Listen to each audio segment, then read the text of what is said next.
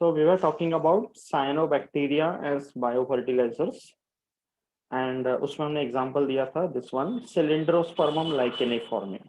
ठीक है? These are apart from the textbook, that's why I'm rushing up fast. So if you want, you can go through these examples. But examples में पता चल रहा है कि how much amount of nitrogen is added and how we can use this, जिसके वजह से yield बढ़ जा रहा है. So the Cylindrospermum licheniforme introduces a high level of content of phosphorus as well as nitrogen. Okay, that's the cyanobacteria. I hope everybody understood the difference between bacteria and cyanobacteria. समझा सबको यहाँ तक? Yes, everyone. हाँ sir. Okay. Then this is a very important one. जैसे Nostoc मैंने बताया था. Okay, two examples I told you to remember. Nostoc. तो ये माइक्रोस्कोप में ऐसे नजर आता है. You can see these specialized cells over here. ऐसे छोटे छोटे chains में नजर आएंगे. Okay, so they are powerful nitrogen fixers and they introduce lime, calcium. Okay, and that's why unproductive soils का reclamation के लिए Nostoc is a very important source or an important cyanobacteria microorganism. Okay, similarly, yeah, ये दो example देखे ना, Nostoc and Olocera. ठीक है? Then there is a very interesting association जिसको बोलते हैं Azolla Anabina symbiosis. Okay, इसमें क्या है कि we have seen this name Anabina. Anabina is a microorganism, a cyanobacteria. जैसे Nostoc था वैसे ये है. Okay, Azolla is this plant. This is a fern, a pteridophyte, which is found in the aquatic conditions. And इसका जो leaves है ऐसे दो flap की तरह. So on the lower side of the leaf, this Anabina lives inside. So एक fern है और एक cyanobacteria, but they are living together and helping each other. ये naturally उनका formed एक association है. उसको बोलते हैं Azolla Anabina symbiosis. Okay, so what we do is that, see, इसको हम लोग एक बायोफर्टिलाइजर की तरह यूज करते हैं. Okay, you take the leaf of an azolla, उसके अंदर देखो एक छोटा कैविटी जैसा बना हुआ है, where you can find this anabaena living carefully. तो एनाबीना नाइट्रोजन फिक्स करेगा, प्लांट्स को फायदा होगा, एंड एनाबीना को भी फायदा होगा because it is getting this mucilage produced by the plant which is giving it a food source and a place to survive. तो इस तरह के एसोसिएशन को अगर हम ग्रो करें या बायोटेक्नोलॉजी के थ्रू अगर इसका कल्चरिंग करें, तो on a fresh weight basis and a dry weight basis the increase in the yield can be observed.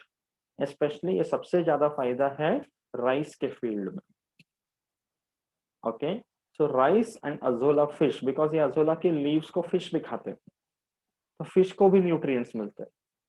So rice crop और paddy crop you know very well, जहां पे बहुत ज्यादा पानी जमा करना पड़ता है, the field has to be flooded. So in that same flooded field, one can also cultivate or rear or breed fishes. So paddy भी हो गया, fishes भी हो गया. That becomes an integrated system. So our aim is what? कि maximum जहां जहां जितना पैसा possible है, increase the amount of the production, increase the area of the production. And कम से कम में कितना ज्यादा से ज्यादा हम प्रोडक्शन कर सकते हैं. तो इस तरह के इंटीग्रेटेड सिस्टम्स भी हम कोशिश कर सकते हैं. That is called Azolla Anabina symbiosis. ठीक है, नेचर में जो ऐसे नेचुरल फिनोमिनन है, अभी human beings have not told the Azolla और अनाबिना की you form an association like this. They have themselves created, we have only discovered and we are making use of it for our benefit. ठीक है, then there is something called as VAM. सुना है इसके बारे में? VAM. Have you heard about this? नहीं. Vesicular arbuscular No. mycorrhiza. Okay, okay, listen to this one. There are two words over here, myco and rhiza. Okay, myco का मतलब है fungi, rhiza का मतलब है roots. ओके, फंजाई का study को बोलते हैं माइकोलॉजी। तो माइको का मतलब है फंजाई, राइजे का मतलब है रूट्स, तो दैट मीन्स प्लांट्स के रूट्स के साथ many fungi they form an association, and you know how the fungi looks, thread like structure, interwoven mass।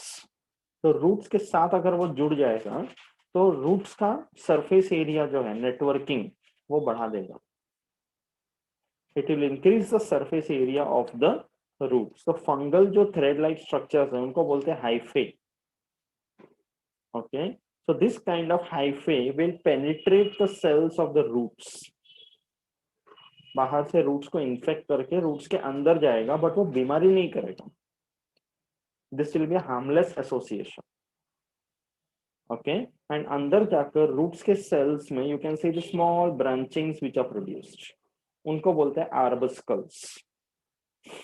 Okay, similarly the fungal hyphae also produces small bulb like structures जिनको बोलते हैं vesicles. That's why the name is vesicular arbuscular mycorrhiza, कि fungal hyphae forming association with the roots of the plants giving rise to vesicles and arbuscles।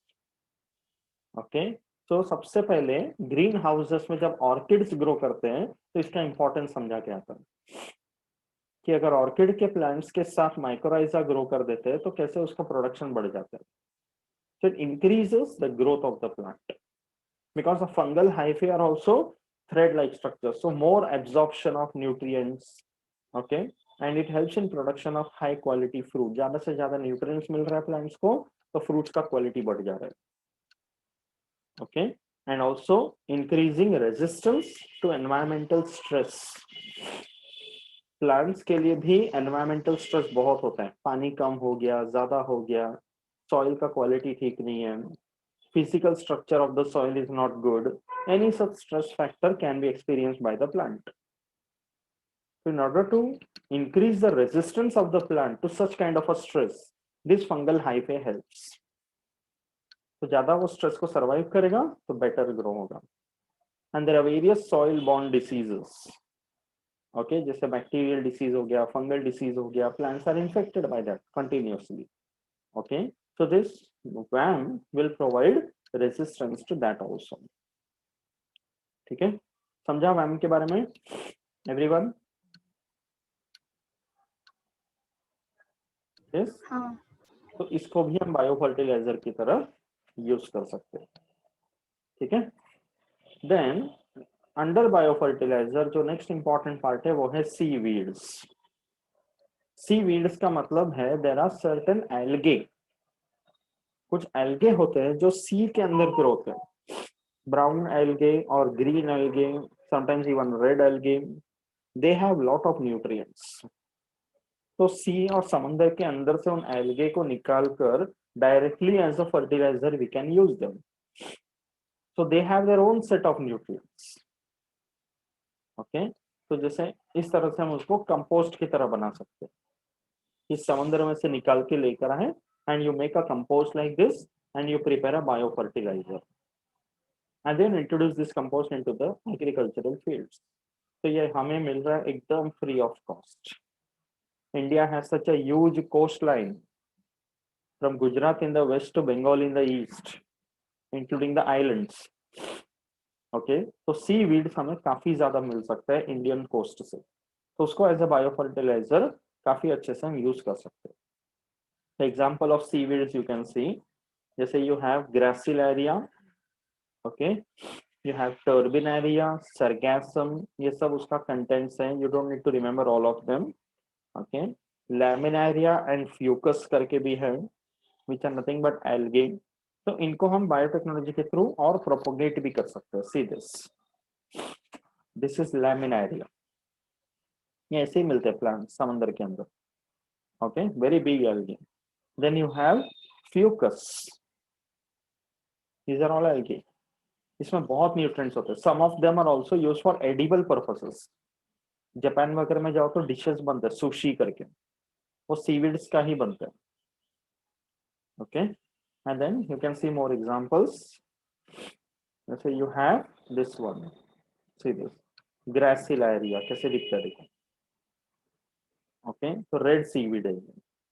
Then you have this is Turbinaria.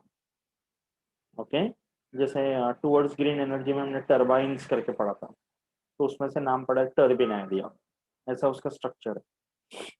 Okay, and then this is sargassum. They're all seaweeds used as biofertilizers. ठीक है?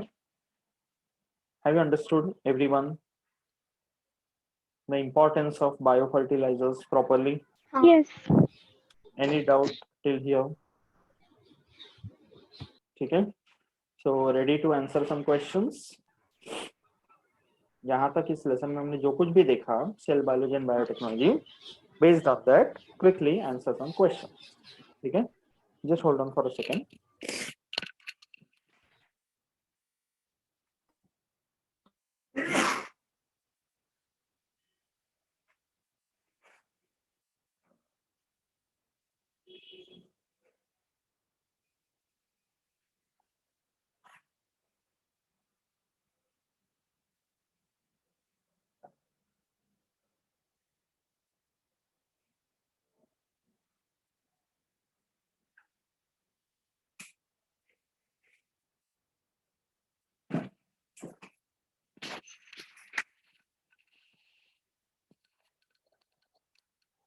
Okay, so one by one there will be question, answer करो. ठीक है? I want everybody to answer. First question, बोलो. Stem cells in adults can be obtained from the dash tissue. Adipose tissue. Adipose tissue. Everyone is telling that. Any other answer? Anyone? Yes, it is adipose tissue. Next, dash cannot be donated from one person to another. Liver. Testis. Somebody said liver. Liver किसने बोला? Liver, sir, when the person is alive, how can we donate it? तो यहाँ पे alive और dead का कुछ लिखा ही नहीं है ना. It is simply written dash cannot Then be donated testes. from one person to another. कौन सा organ है जो कभी नहीं donate कर सकते? Neither alive nor Testes. dead. It is testis. Okay. Then dash are used to kill the weeds growing in agricultural fields. Herbicides. Herbicides. Rodenticides क्या होते हैं? जो rodents को दूर रखते हैं, चूहे. Yeah. Rats, rabbits, and all. Okay. Then dash is a good source of stem cells for preservation in a stem cell bank. Umbilical cord. Umbilical cord. Answer is umbilical cord. Very good. Next. BT cotton is resistant to infestation by dash. Bollworms. Answer is bollworms. I hope everybody is answering. Mrunal, Diksha, Gargi, Aditya.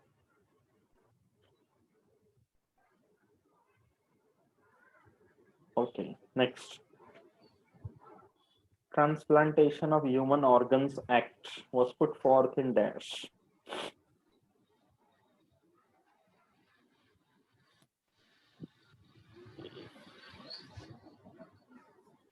In 1994. Any other answer? Anyone? 1994. It is 1994. Correct. Okay, good. Next.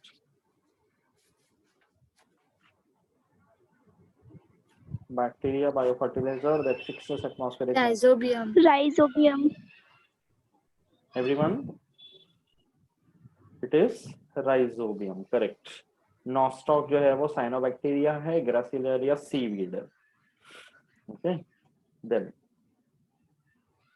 NCCS is located at. पहले कोई full form बताओ इसका.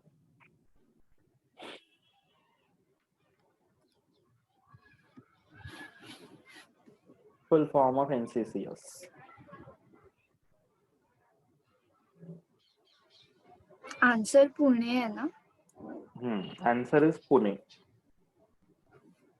But NCCS का full form क्या है?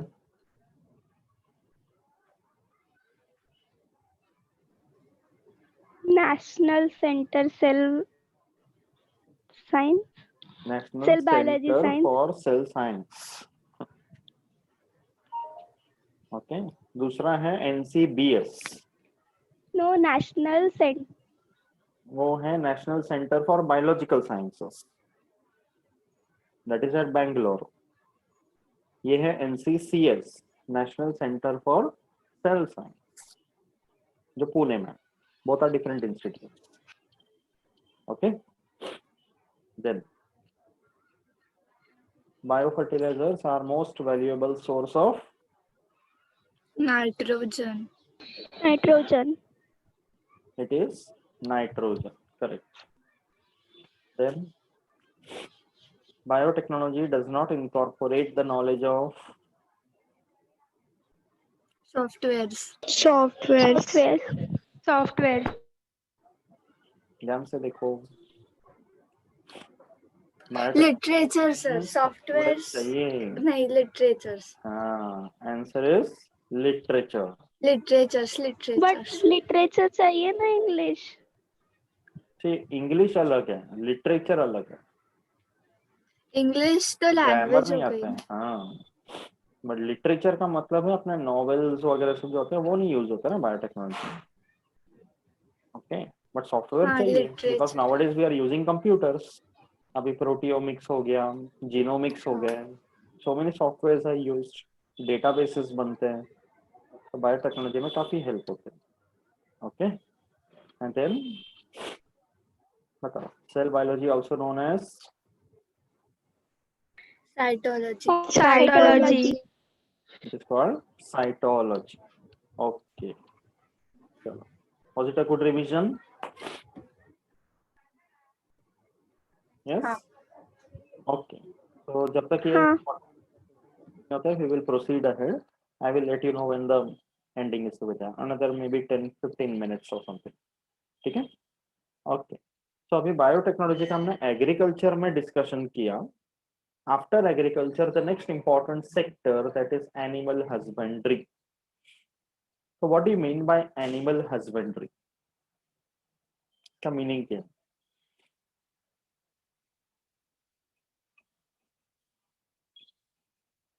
Rearing of animals Yes, the rearing of to different animals get which are good, useful to for get, yes, हाँ, which are giving us the desired economic benefits. You cannot rear any animal and say I'm doing animal husbandry.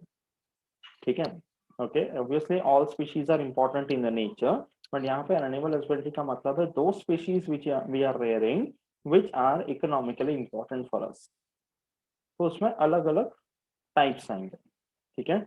So there also biotechnology comes into picture. जैसे first one, we are talking about dairy farming.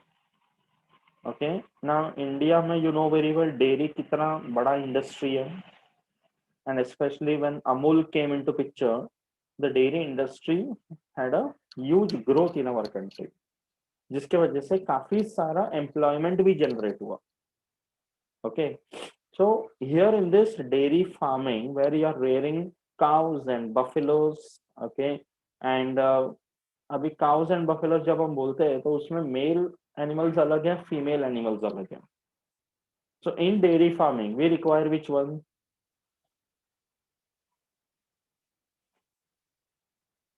Dairy farming में female, we require the female, so you don't need the males at all. दोनों लगेंगे, but दोनों लगेंगे, Yes, but mail के लिए female.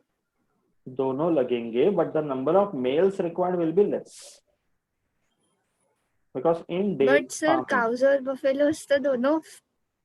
बोल। I was saying कि जो मेल रहता है उसे तो ऑक्स बोलते हैं ना।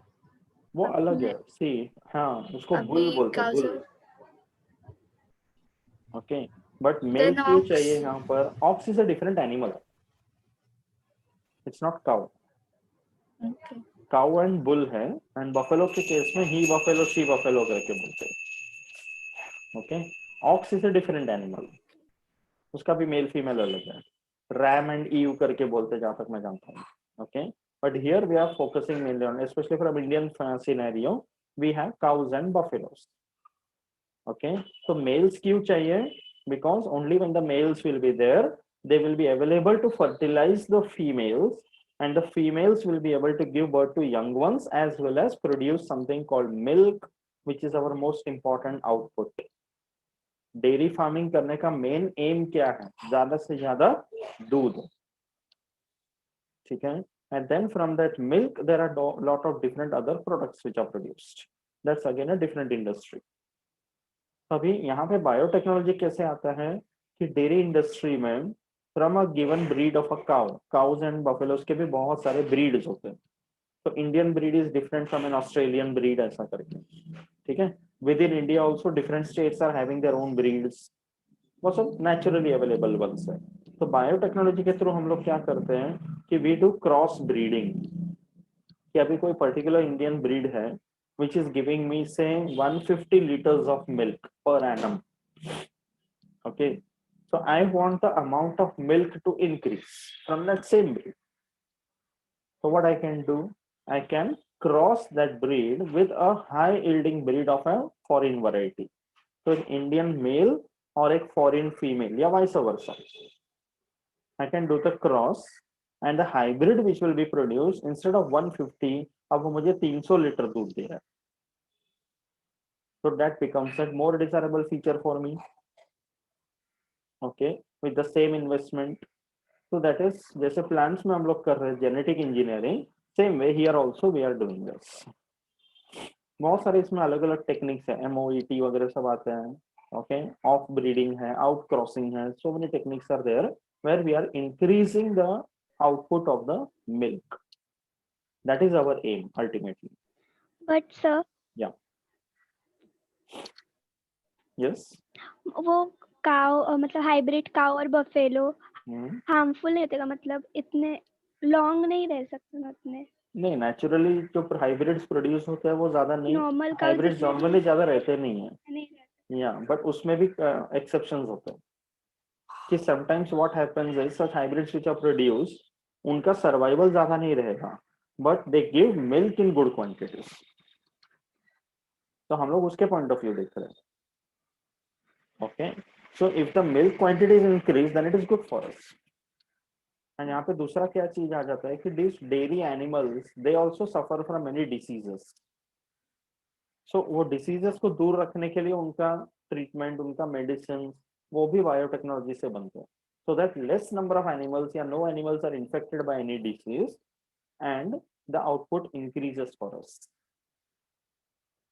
तो ऐसे बहुत सारी चीजें, तो इसमें डिटेल में जाना अभी नहीं है, जस्ट इंट्रोड्यूसिंग कि डेयरी फार्मिंग में कौन सी चीजें हमें ध्यान रखना, and where biotechnology comes into picture.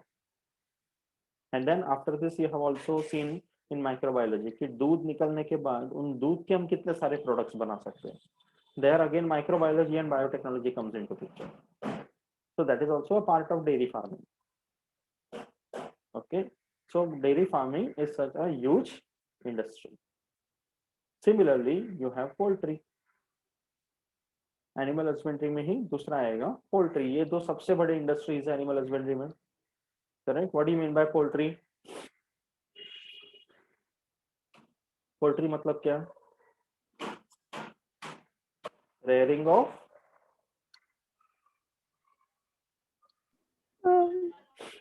rearing of hen or chickens? yes, in general some birds, specific birds, but इनका rearing हम दो reasons के लिए करते हैं। which are the two reasons why we rear them? To get meat and eggs. yes, तो output है इसमें से, एक है एग्स, दूसरा है मीट। ओके, तो इसमें हमारा डिजायरेबल एम क्या होगा कि the females are the ones which are giving the eggs, so the number of eggs which I'm getting should be as high as possible. So again the same thing is done. Indian breeds of birds crossed with foreign breeds, so a hybrid breed of bird is produced that is giving you large number of eggs. यहाँ जो 15 से 20 अंडे देते थे, अब वो 50 से 60 अंडे देने लगे साल भर में. So that is the desired aim. So that is done using biotechnology, crossbreeding and all. And again, these are also suffering from many diseases.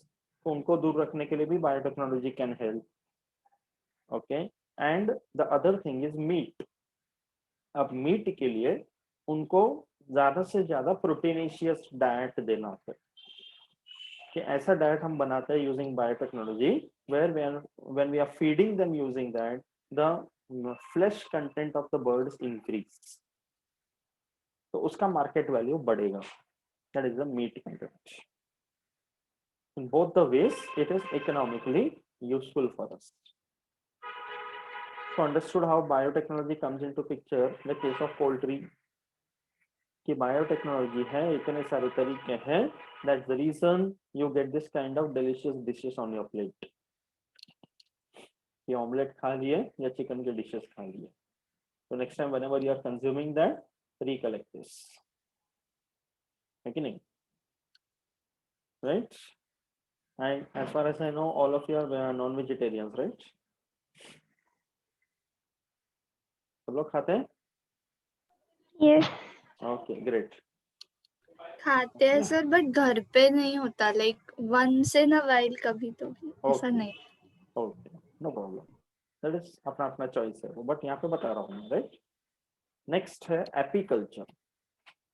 What do you mean bye apiculture? Sir, बोलो.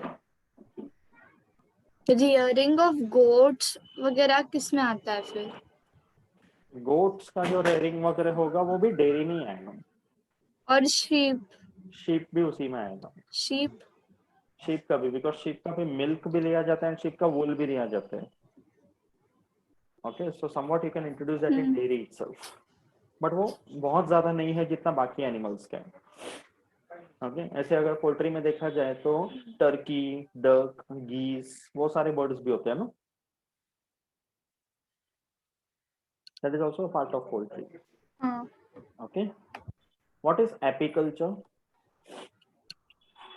Rearing of honeybees Yes. So why do we rear honeybees? to get honey. Only honey or anything else?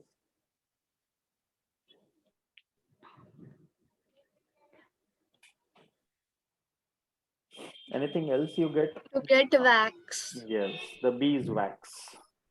Okay. So अभी apiculture में हनी बीज को जब हम rearing करते हैं, तो you know very well how the honey bees, their behavior is. They are very ferocious and aggressive. So by biotechnology we can actually protect ourselves.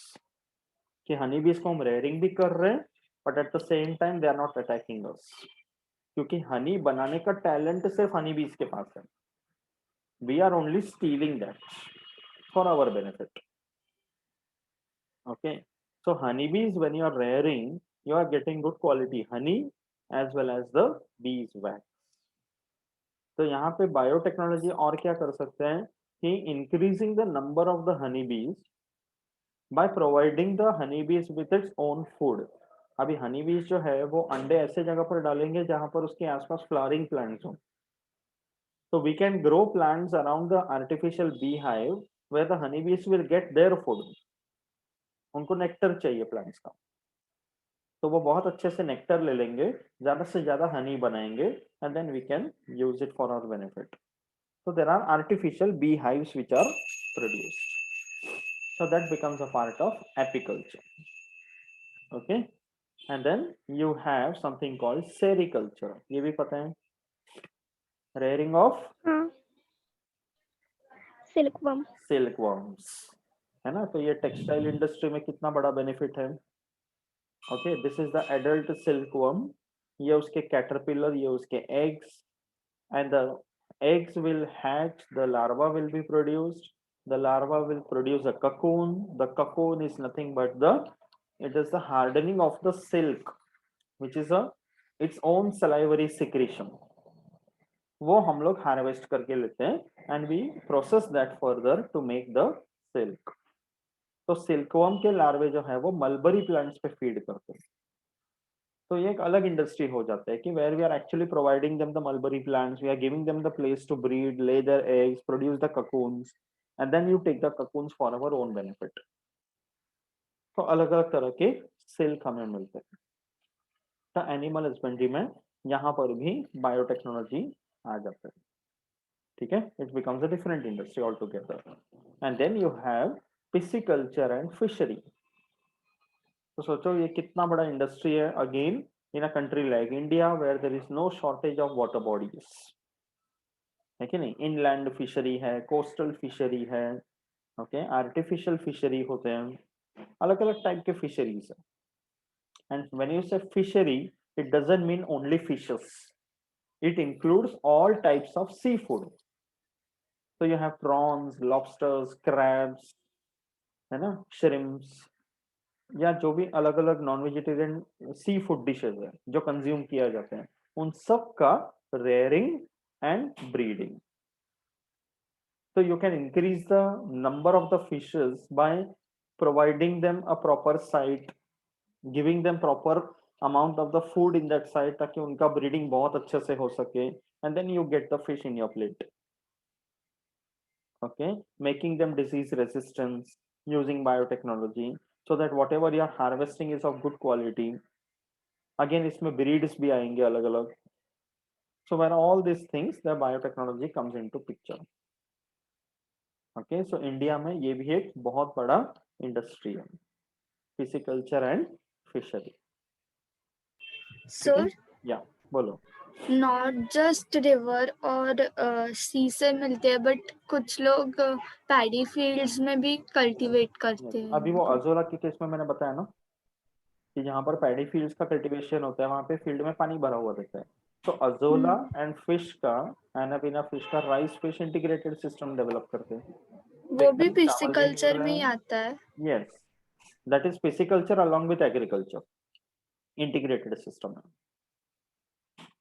Okay, so that way animal husbandry can proceed in different directions. Okay, so अभी एक 5 minutes ही बचा हुआ है, we will stop the lesson here for now. Next time we will continue with the topic. ठीक है, और भी इसमें काफी कुछ है लेसन में। You have a discussion about human health. Okay, तो ह्यूमन हेल्थ में हम लोगों ने इंसुलिन वगैरह के बारे में डिस्कस किया है। You know about vaccine, antibodies, अभी कोविड-19 के केस में तो वो सब भी डिस्कशन चल ही रहे हैं। All of you know very well that we have reached that stage of vaccination कि अभी गवर्नमेंट इज प्लानिंग कि वैक्सीन तैयार हो जाएगा तो पब्लिक तक कैसे पहुंचाया जाएगा, उसका ट्रायल्स वगैरह चल रहे हैं, करेक्ट। तो all that is also a part of biotechnology, ठीक है। तो अभी बायोटेक्नोलॉजी में इसके बाद फिर क्लोनिंग वगैरह भी आएगा, विल सी दैट। यस, बोलो। इस वीक में और एक क्लास होगा, इस वीक में मैं लेने या वाला हूँ। फिर yes, one more class I am going to take this week. I will let you know. अभी 31st ऑफ फर्स्ट को सर छुट्टी दे रहे कि नहीं मुझे नहीं पता, we will see accordingly. Today is 29 right, तो I will see, I will talk to sir and accordingly let और यू। ये संडे को टेस्ट है, right? Yes, this Sunday. Okay, I hope everybody is preparing well for the test. Yes. Okay, तो Sunday को morning 11 o'clock everybody, ठीक है। Be ready for the test. 2 hours का paper है ना? Yes, I will give you 2 hours time. 60 marks के लिए 2 घंटे ठीक है, प्लस उसमें ऑब्जेक्टिव्स भी है ना, ठीक है। तो 11 to 1 everybody will be writing the test, ठीक है। ये टेस्ट हो जाने तो इसके बाद नेक्स्ट संडे चाहिए तो एक और ब्रेक दे सकता हूँ मैं। तो by the time this lesson will also proceed forward, तो इसी लेसन का एक और टेस्ट रखूंगा। सॉरी, इसी लेसन का मैं टेस्ट रखता हूँ फिर नेक्स्ट वीक, ठीक है। तो ये इंपॉर्टेंट लेसन का अपना टेस्ट होता जाएगा then. Is that okay everyone? Yes. हाँ। Yeah. Okay. So any other doubt or anything you want to discuss? Last 2 minutes are remaining, then we can wind up for today. Sir, बोलो। Green house जो रहते हैं वहाँ पे जो plants या फिर ग्रो होते हैं, हाँ, उसका टेम्परेचर मेंटेन कैसे किया जाता है? ग्रीन हाउस के अंदर It's ऐसा like है या फिर उसमें कुछ रेगुलेटर्स वगैरह होते हैं या फिर आई टेम्परेचर डोंट के नो लिए रेगुलेटर कंट्रोल। करके नहीं होता है, वो ग्रीन हाउस का जो कंस्ट्रक्शन रहता है ना, उसी की वजह से टेम्परेचर रेगुलेट हो जाते हैं। कि बाहर अगर सपोज गर्मी है तो अंदर अगर जाएंगे तो और ज्यादा गर्मी मिलेगा। तो green houses are constructed in many different ways, बहुत सारे टाइप्स है उसके। तो depending upon the crop that you want to grow, according to that उसका कंस्ट्रक्शन किया जाता है ताकि टेम्परेचर मेंटेन हो। And in some sophisticated ones there are temperature regulators also, and temperature को रेगुलेट करने के लिए there are mist chambers also created, कि मतलब छोटे छोटे ऐसा शवर्स की तरह होंगे, उसको अगर हाँ ऑन कर दिया तो पानी का स्प्रे आएगा सब जगह। So because of that also the temperature will reduce. So like that the greenhouses are maintained. Okay. Anything else? फिर प्लांट्स को सनलाइट कैसे मिलता है? लाइट मिल जाता है, डिफ्यूज लाइट आता है, वही मैं कह रहा हूँ उसका कंस्ट्रक्शन ही ऐसा है। That is a very different study all together. अपने पुणे के पास लोनावला के आगे there is a place called Talegaon. Okay, so Talegaon में there is an institute by the name Horticulture Training Center, HTC. Okay, there is another name for it, NIPHT करके, National Institute of Post Harvest Technology. काफी अच्छा institute है, good campus. तो there they provide you this courses. तो मैंने 2005 में 6 में कभी तो 1 वीक का कोर्स किया था, general green house management. It was a 1 week course. अलग अलग जगह से लोग आए थे, I studied that campus 1 week के लिए, and there were people from Sri Lanka also who came. तो उसमें पूरा सिखाए थे, विजिट कराते हैं हर जगह, अलग अलग ग्रीन हाउसेस विजिट कराए। They showed us the construction, कोई जगह पे नए ग्रीन हाउसेस कंस्ट्रक्ट हो रहे थे तो वो बता रहे थे कि इसका डायरेक्शन जो होगा according to the place where it is constructed, कि नॉर्मली इस जगह पर हवा इस डायरेक्शन से आते हैं, तो उसका ऊपर का जो आउटलेट है वो वैसे फेसिंग होना चाहिए, या ईस्ट और वेस्ट के हिसाब से जहाँ पे सनलाइट का डायरेक्शन हो, ताकि maximum time of the day the plants inside are getting that sunlight, but not intense या डायरेक्शन में, इट्स अ डिफ्यूज्ड वन। उस तरह से उसको कंस्ट्रक्ट किया जाता है। ग्रीन हाउस का एक टाइप है ग्लास हाउस, जहाँ पे इट्स अ ट्रांसपेरेंट वन, तो सनलाइट मिल जाता है। और वो प्लांट्स वैसे रहते हैं जिनको डायरेक्ट ओपन सनलाइट नहीं चाहिए रहते, they just want a diffuse one, तो green houses can provide that. Okay, so will stop here for now. Prepare करो अच्छा से, अगर ये वीक में है नहीं है पता नहीं, बट संडे को टेस्ट रहेगा फिर। ठीक है, चलो bye everyone, bye. Bye, take care.